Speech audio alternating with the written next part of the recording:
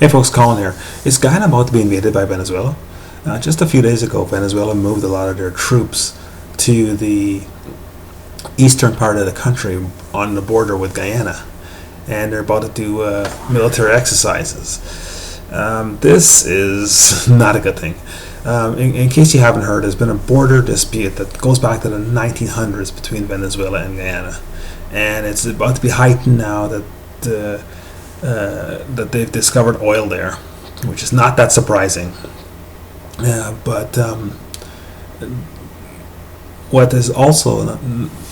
what's also happening is that you're not hearing a lot about is that the U.S. has put sanctions on Venezuela. So Nicolas Maduro, the president of Venezuela, is having a lot of problems, economic problems back home, and he's using this situation with Guyana to garner support from the Venezuelan faithful.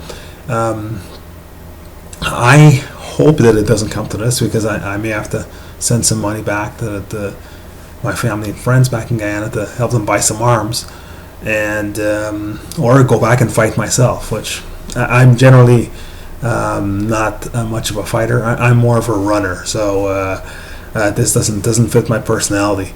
But nonetheless, the country of my birth, my homeland, a country I love, I'm not going to sit here and watch them be invaded. I'm hoping that it doesn't come to that. This has been going on for years.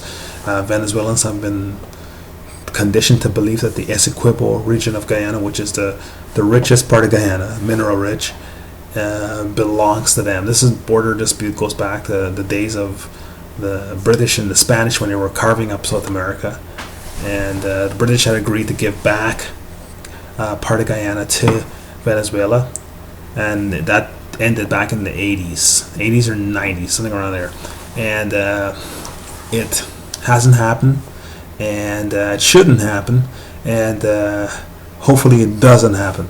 I'm definitely with the old president Forbes Burnham that not a blade of grass. Guyana should not concede an 1 inch of its soil, and we should actually develop that area, bring in some revenues into the country, and get the country moving. Get over this, Indian and black nonsense, and let's just make some money and get put people to work and make the country roll. And hopefully, Guyana's developed a relationship with. I would say the Brazilians are probably the most important people to develop a relationship with, and then second, the Americans.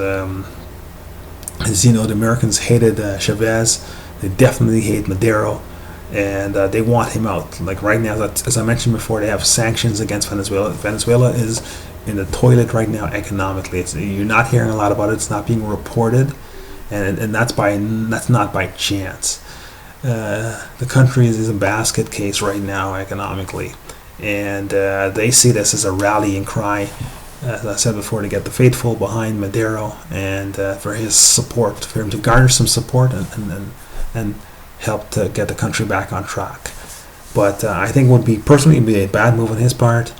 But crazier things have happened, and hopefully my homeland can remain intact, and we can have our new president, Mr. Granger, lead us forth and quite frankly get us out of danger at this point, because this is a troubling situation, and hopefully he can address it. And he's got some allies. Hopefully he's got some friends. And it's because it's potentially a very explosive situation. And so you may not have heard about it, but I just heard about it, and I thought I'd share it with my friends out there that it's not a good thing, and hopefully it doesn't come to light. So that's my take on it. As a Guyanese person, it's troubling when I hear stories like this, but hopefully. The country can remain, strong and proud and free, and in the near future, prosperous. That's the next thing. We got to go beyond just talking about a resource. We got to be resourceful. We got to make this country roll, So hopefully that can happen. Anyway, folks, that's my take on that situation. Let me know what you think.